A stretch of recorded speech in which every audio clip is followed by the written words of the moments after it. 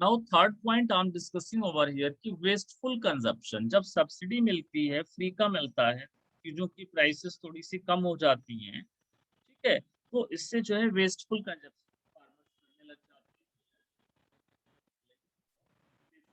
Consumption करने लग जाते हैं। तो यहाँ पे पॉइंट्स हुआ कि गवर्नमेंट के ऊपर बहुत बर्डन आता है सब्सिडी का, मिस अप्रोप्रिएट बेनिफिट्स लोग लेते हैं, वेस्टफुल कंजप्शन शुरू हो जाता है। तो बेनिफिट क्या खत्म कर देनी चाहिए, बेनिफिट को हटा देना चाहिए? यू टेल, बेनिफिट्स को हटा देना चाहिए? No sir. बेनिफिट्स को हटाना नहीं है, बेनिफिट्स को प्रिकॉशन के साथ, सब्सिडी को प्रिकॉशन के साथ देना चाहिए। हमें बिग फार्मर जो है उन लोगों को बेनिफिट्स नहीं देना है, उन लोगों को सब्सिडी नहीं देना है, बड़े ट्रेडर्स हैं उन लोगों को सब्सिडी नहीं देना है। जो एग्जैक्टली पुअर हैं, जो एग्जैक्टली वीक हैं, जो एग्जैक्टली नीडी हैं, उन्हीं लोगों को सब्सिडी प्रोवाइड करनी चाहिए। हमारा नेक्स्ट टॉपिक इसमें आता है नौसी, टॉपिक हमारा है सेकेंड वन, इंडस्ट्री। पुरानी बुक में ये अलग अलग चैप्टर हैं, ठीक है ना, नए बुक में ये पॉइंट्स में आते हैं। किसी भी कंट्री के ग्रोथ के लिए, कोई भी कंट्री अगर से ग्रोथ करे, वहां की जीडीपी इंक्रीज करे, इसके लिए ये इंपॉर्टेंट है कि वहां पे इंडस्ट्रीज का ज्यादा से ज्यादा ग्रोथ होना चाहिए।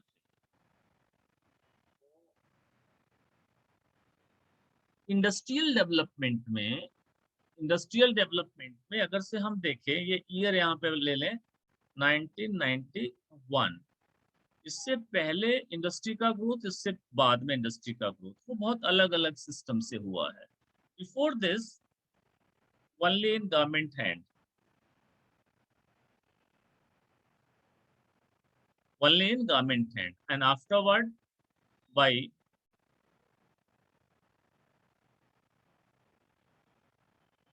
private sector। सब 1991 से पहले इंडस्ट्रियल सेक्टर का ग्रोथ, इंडस्ट्रीज का ग्रोथ किनके हैंड्स में होता था? Only and only in hand of government. It was considered कि this is the government who can improve the situation, who can government can just develop the industrial sector, otherwise other sectors, private sectors are not capable to do the growth of industries. Clear? Now the thing is here, ऐसा क्या था starting में 1991 से पहले कि भाई industrial growth government ही करेगी, public sector ही करेगी, प्राइवेट सेक्टर नहीं कर सकता है? ऐसे क्या फैक्टर्स थे जो इस बात को फोकस करते थे? What were the factors that necessitating the direct participation of the state, of the government in industrial development? How it was assumed कि भाई इंडस्ट्रियल डेवलपमेंट तभी हो सकता है जब गवर्नमेंट इंटरफेयर करेगी, गवर्नमेंट कंट्रीब्यूट करेगी। कुछ तो ऐसे फैक्टर होंगे। तो व्हाट यू थिंक, तुम्हारे हिसाब से कौन से फैक्टर्स हो सकते हैं? वन टू कोई एक दो बताओ। सर कैपिटल नहीं होगा प्राइवेट कंपनीज के पास। हाँ, तो फैक्टर्स हैं कि भाई government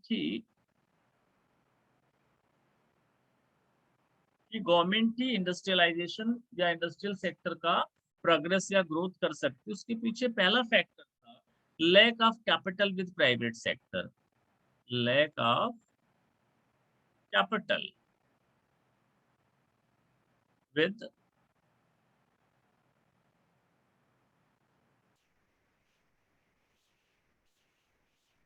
private sector. Private sector के पास कैपिटल की शॉर्टेज थी, इसलिए गवर्नमेंट ही इंडस्ट्रियलाइजेशन को प्रमोट कर सकता है। At the time of independence only few business families were known in India, like Tata, Birla only, जो इंडस्ट्रियल हाउसेस एस्टेब्लिश कर सकते थे, तो they can do but at very limited extent. कुछ ही दूर तक आसपास तक कर सकते हैं, कुछ ही इंडस्ट्री कर सकते हैं, पूरा कंट्री तो कवर नहीं कर सकते, इतनी कैपिटल नहीं है उनके पास में। तो द थिंग इज हियर कि ये जरूरी समझा गया कि government must come for industrial growth, otherwise no other option is here, no other option is here to promote the industrial growth. Number two, point number two is here, कि low inducement to invest, low inducement। ये inducement क्या होता है भाई?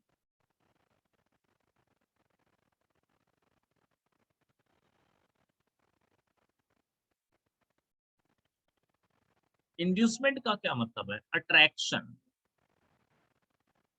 तो private sector were not at all getting attracted toward the investment, कि investment करें, बढ़ाए हम लोग बिजनेस में, क्योंकि इंसेंटिव्स या प्रॉफिट्स जो थे वो लो लेवल पे थे।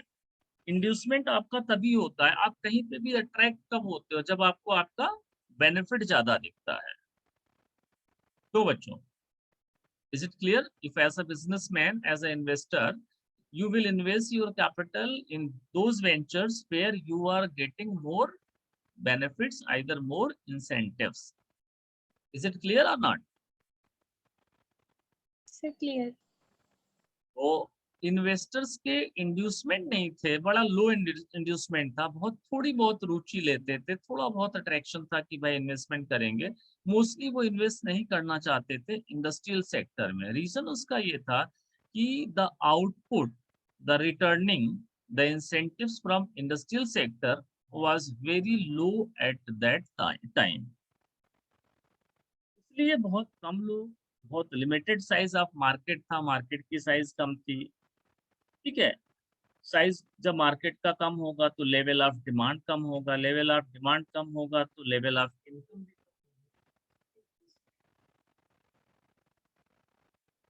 नहीं करते थे लोग। तीसरी बात है,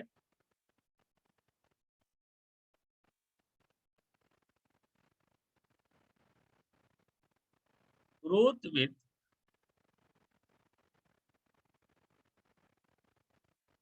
सोशल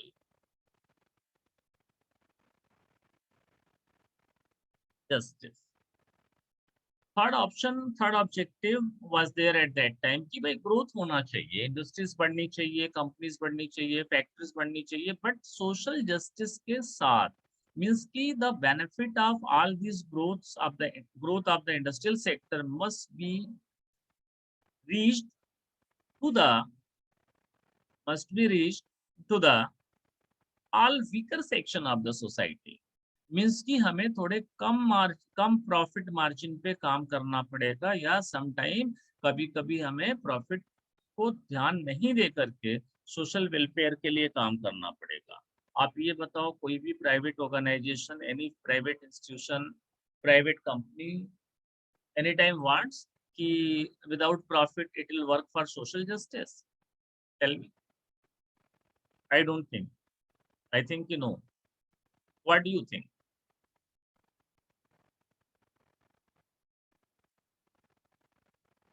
Speak, please.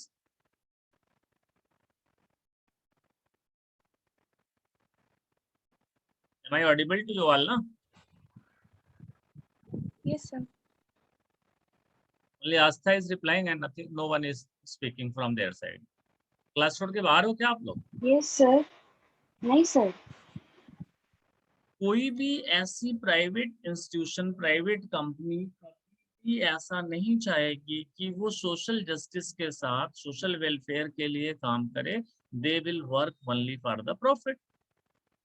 तो सोशल ग्रोथ करना है कंट्री का, इंडस्ट्रियलाइजेशन करना है, लेकिन सोशल जस्टिस के साथ करना है, तो वहां पे तो प्राइवेट इंस्टीट्यूशन या प्राइवेट कंपनी तो फिट बैठेगी ही नहीं।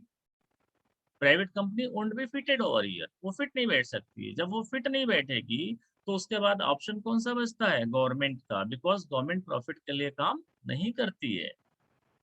तो इसलिए भी गवर्नमेंट के लिए ये माना गया कि गवर्नमेंट जब तक नहीं आएगी तब तक इंडस्ट्रियल सेक्टर का डेवलपमेंट प्रॉपर्ली नहीं हो सकता है। Now next topic is here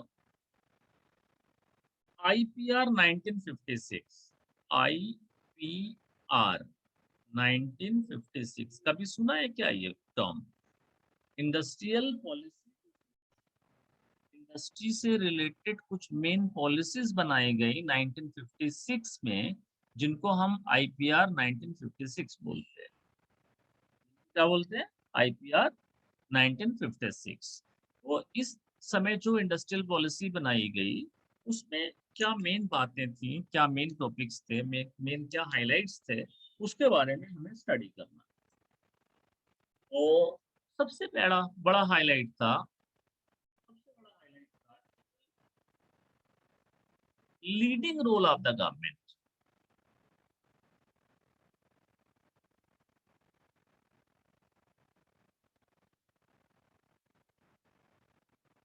leading role of the government मतलब इंडस्ट्रियलाइजेशन तभी हो सकता है, इंडस्ट्रीज तभी इंडिया में बढ़ सकती हैं, इंडिया में एस्टेब्लिश हो सकती हैं, ओनली एंड ओनली व्हेन, जब क्या होगा, गवर्नमेंट लीडिंग रोल में रहेगी तब। गवर्नमेंट कहाँ रहेगी? लीडिंग रोल में रहेगी, मतलब मेन रोल में, ज्यादा इंपॉर्टेंस गवर्नमेंट का रहेगा, तभी ऐसा हो सकता है। ठीक है। नाउ IPR 1956 में इंपॉर्टेंट बातें थी, कुछ इंपॉर्टेंट पॉइंट्स थे जो डिस्क्राइब कर रहा हूँ। नाउ पहला पॉइंट था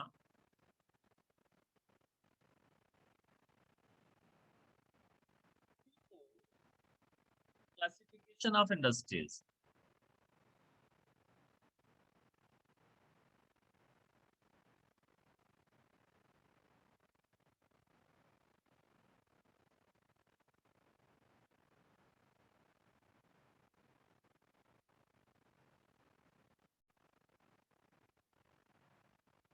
three fold classification of industries, इसमें जानते हो क्या हुआ था? ये बताओ।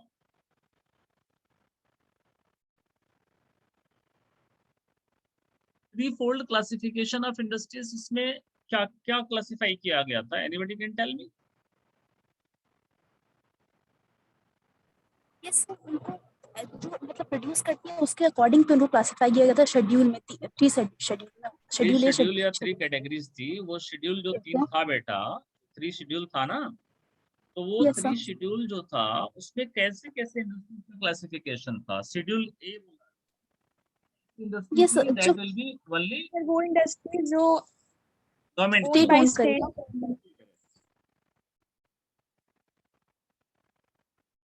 वो इंडस्ट्रीज होंगी जो कंप्लीटली गवर्नमेंट की होंगी। दूसरे शेड्यूल में पहला ग्रुप इन्होंने बनाया, ग्रुप ए मान लो, तो ओनली गवर्नमेंट वाली इंडस्ट्री, सभी इंडस्ट्री ऐसी जो गवर्नमेंट की, दूसरा कोई होगा ही नहीं।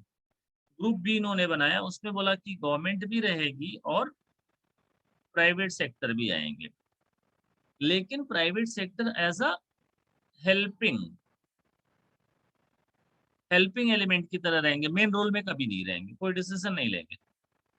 और सी तीसरा वाला वो ग्रुप है जो इन दोनों ग्रुप से अलग है, मतलब कि गवर्नमेंट वाले हो गए इंडस्ट्रीज पहले, दूसरे गवर्नमेंट प्लस प्राइवेट वाले हो गए, उसके बाद में तीसरे जो बचे उनको छोड़ दिया गया प्राइवेट सेक्टर के लिए।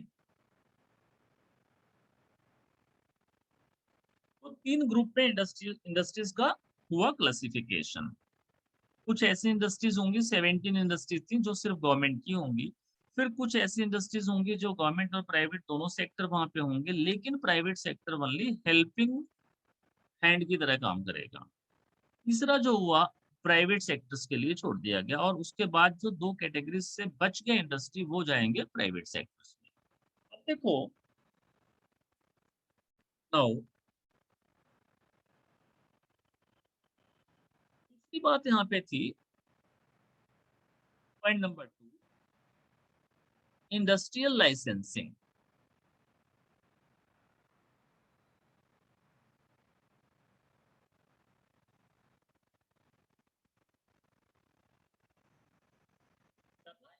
लाइसेंसिंग इंडस्ट्रियल लाइसेंसिंग का क्या ने ये रूल निकाला कि कोई भी industry without taking the license from government run नहीं कर सकती है। कोई भी इंडस्ट्री लाइसेंस के बिना नहीं चलेगी, चाहे कोई भी इंडस्ट्री हो, नंबर वन। दूसरी बात, if any industry has been given the license and that is running, if that industry want to increase the production capacity, if that industry want to increase the production capacity, इसको फिर से और licence लेना पड़ेगा production capacity बढ़ाने के लिए, दूसरा लाइसेंस चाहिए होगा। ठीक है,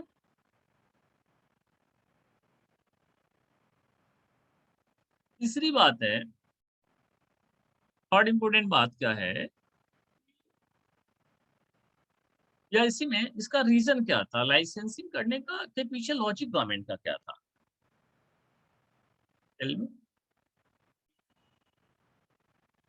लाइसेंसिंग के पीछे गवर्नमेंट का रीजन ये था कि रीजनल डेवलपमेंट हो सके, बैलेंस डेवलपमेंट हो सके। मतलब सिर्फ इंडस्ट्री विलेज सिटीज में ना एस्टेब्लिश हुए, इंडस्ट्रीज विलेजेस में भी एस्टेब्लिश हों। गवर्नमेंट ने इसके लिए क्या करा, गवर्नमेंट ने करा क्या कि जो इंडस्ट्रीज विलेज साइड में रूरल एरियाज में एस्टेब्लिश होंगे उनको बहुत सारे कंसेशन, बहुत सारे रिबेट, बहुत सारे फैसिलिटीज देंगे। तो इससे क्या होगा, रीजनल बैलेंस होगा, हर एक एरिया में, हर एक सेक्टर्स में, हर एक रीजन में प्रॉपर बराबर इंडस्ट्रीज ओपन होंगी। तीसरी बात उन्होंने क्या करा, थर्ड पॉइंट जो आईपीआर 1956 का था, तीसरा, इंडस्ट्रियल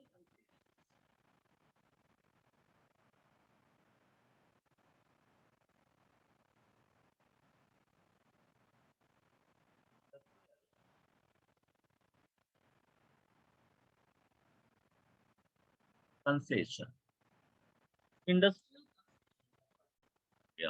ऐसी industry which are going to be opened in rural area, backward area of the country, government was providing too many concessions to them, like tax holiday।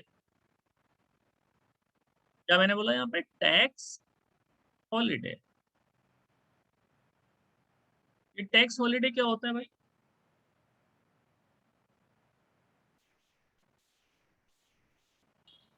बताओ कुछ। सर कुछ time के tax नहीं पे करना होता है। Subsidized power supply etcetera. तो टैक्स हॉलीडे में टैक्सेस नहीं लिए जाएंगे इन इंडस्ट्रीज से, because this industries are establishing in the rural area. तो भाई रूरल डेवलपमेंट कर रहे हैं इसलिए इनको टैक्स नहीं लेते। बिजली इनको कंसेशन रेट पे मिलेगी क्योंकि रूरल डेवलपमेंट कर रहे हैं। तो आईपीआर की तीन बातें हो गई। आईपीआर में तीन बातें क्या क्या हुई, पहला हुआ three fold classification of the industries, दूसरा हुआ इंडस्ट्रियल लाइसेंसिंग सिस्टम, थर्ड हुआ इंडस्ट्रियल कंसेशंस या इंडस्ट्रियल रिबेट्स। अब हम लोग आते हैं एसएसआई, नेक्स्ट टॉपिक है यहाँ पे हम लोगों का, स्मॉल स्केल इंडस्ट्रीज। कभी सुना है इसके बारे में?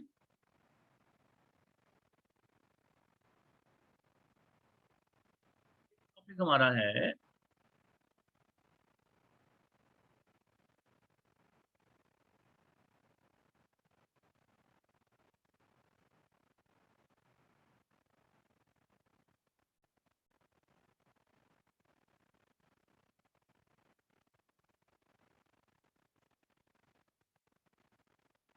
SSI, small scale industries. ये क्या होता है भाई बताओ, कभी सुना है, क्या है ये? Yes sir. क्या है बताओ? सर ये वो इंडस्ट्रीज होती हैं जहाँ पे मैन्युफैक्चरिंग और प्रोडक्शन जो होता है वो स्मॉल स्केल पे होता है और माइक्रो स्केल पे होता है। इसका जो मतलब इन्वेस्टमेंट होता है प्लांट मशीनरी में वो एक्सीड नहीं करना चाहिए 10 करोड़ आज के टाइम में, और ओवरऑल टर्नओवर होना चाहिए 50 करोड़। देखो, small scale industry, these are the most appropriate industries for the generation, especially in rural area, especially in India। India की भी एसएसआई इंडस्ट्री है। एसएसआई अब होती है, एसएसआई स्मॉल स्केल की इंडस्ट्री होती है, छोटे लेवल की इंडस्ट्री होती है जो अपने आसपास के local resources, local raw materials वगैरह यूज करके गुड्स का प्रोडक्शन करती है, लोकल लेवल पे एम्प्लॉयमेंट जनरेट करती है, पार्ट टाइम एम्प्लॉयमेंट जनरेट करती है, बहुत सारे ट्रेंड पीपल नहीं चाहिए, नॉर्मल लोगों को एम्प्लॉयमेंट देती है और लोकल यूज करने वाले प्रोडक्ट बनाती है, लोकल यूज करने वाले प्रोडक्ट बनाती है। एसएसआई अपने आप में इस तरह का, ऐसे तरीके का इंडस्ट्री है जो हमारे लिए सबसे ज्यादा सुटेबल है हमारे कंट्री के लिए। एसएसआई जो था, एसएसआई जो है उसमें इन्वेस्टमेंट लिमिट 10 करोड़ से ज्यादा नहीं होना चाहिए। इन्वेस्टमेंट लिमिट आज के टाइम में, पहले तो 5 लाख था, फिर 5 करोड़ हुआ, अभी 10 करोड़ हो गया।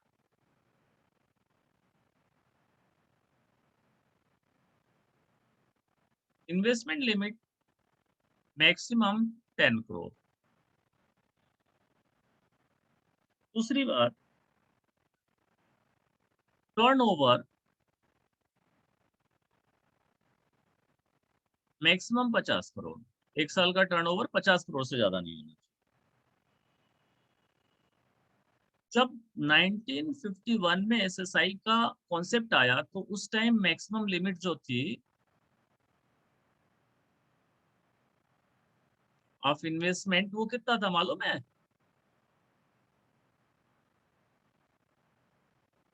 That was only 5 lakh. Small scale and industries जो 1951 में जब इस समय मैक्सिमम लिमिट बनाई गई इसकी, तो 5 लाख का लिमिट था इन्वेस्टमेंट का। Right now it has 10 crore. अभी कितना हो गया है? एक कमेटी बनी, उस कमेटी का नाम है Karve committee, KARVE, Karve committee.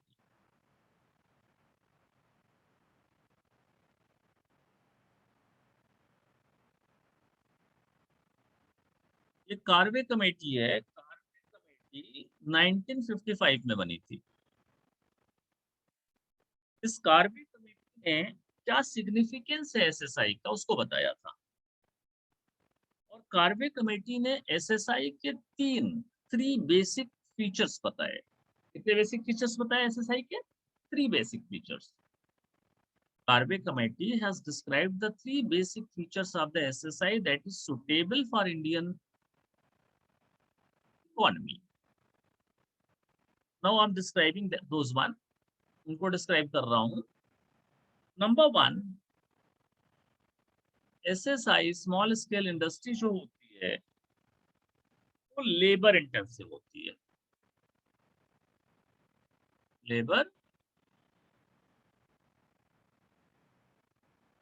Labour intensive होने का मतलब है कि यहाँ पे लेबर एब्जॉर्प्शन ज्यादा होगा, लेबर का यूज ज्यादा होगा, मशीन का यूज कम होगा। अब लेबर का यूज ज्यादा होगा तो क्या हुआ? एम्प्लॉयमेंट ज्यादा जनरेट होगी। It will be employment generate. Important बात है, एसएसआई से ज्यादा एम्प्लॉयमेंट जनरेट होता है because SSIs are labour intensive industries. Second point is here, SSI के साथ क्या है? लोकेशनल फ्लेक्सिबिलिटी है। लोकेशनल फ्लेक्सिबिलिटी मतलब कहीं पे भी ओपन किए जा सकते हैं। नाउ इक्विटी ओरिएंटेड होते हैं ये।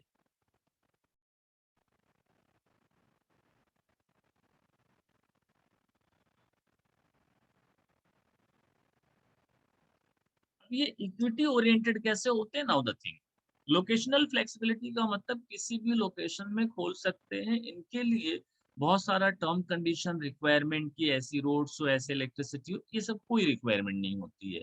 सो इनका लोकेशनल फ्लेक्सिबिलिटी है। सो एसएसआई जो है विलेज एंड रूरल एरिया के लिए ज्यादा सुटेबल है। दूसरी बात है इक्विटी ओरिएंटेड है। They are providing jobs to the lower segment of the lower section of the society. There is low investment limit for SSI, so normal